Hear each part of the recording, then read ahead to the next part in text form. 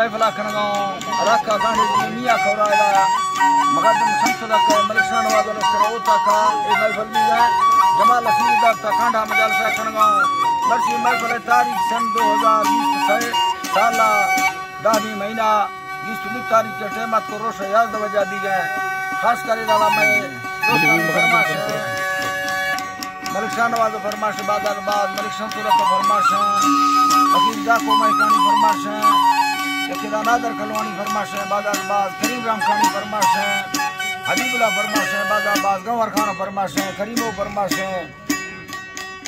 आमो बाजार बाद फरमाश मीर फरमाश बाजार बाद अल्लू है दुबई आगा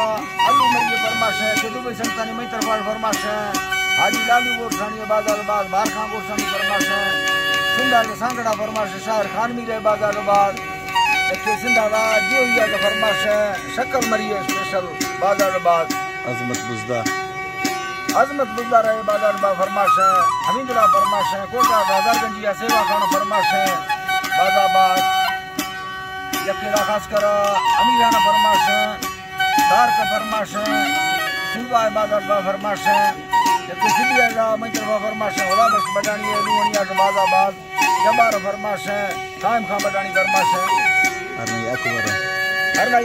खुंगरानी फरमाश बाजार बाद अल्लाह संगता खुश करना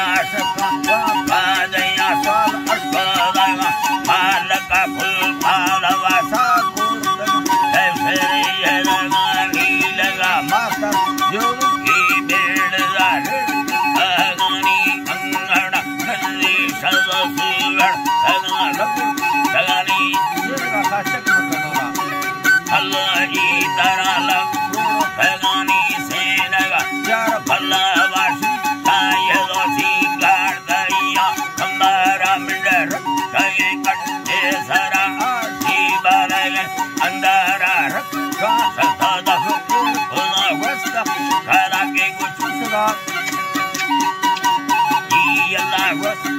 खरा के सगा कसावे माल भगोलिया पारसीमा उठेगा भावा खड़ो दी माय का फल गोल फुला ठगे यरा वरना खया का गोरव गोला फुले तारे सवा मीना थोले माशायर गंदा मसला मी थोड़ा बेरा मारा बांधी खुदा फिर सगा सगा हजारा बुढ़िया योड़ा गजड़ों में खड़ा हुआ पर पिड़िया सगा मोला खुदा दी मेरा गंगला थाला ये शादी मसाला डेवर जन्नत भैरदार लगा मीना मरो भी लवा दे खावा रत कामना आद मिसड़िए जरा मैं जिंदगी बढ़ती गई हजे सवादा खुदा डूंगा गोना माफ का देखो लगी वर्जन कने मारे बच्चे माफ का बे बोल बढ़े अन्नता जिसो छड़ेंगे खताई धीरी मत चला यह में सो कावारी रात जो भी अलम बोसो रगाता आलम आजी खन बंसे मना दई अन्नता तेरा हदीसा सो है कुल्ला खड़कार बिंदा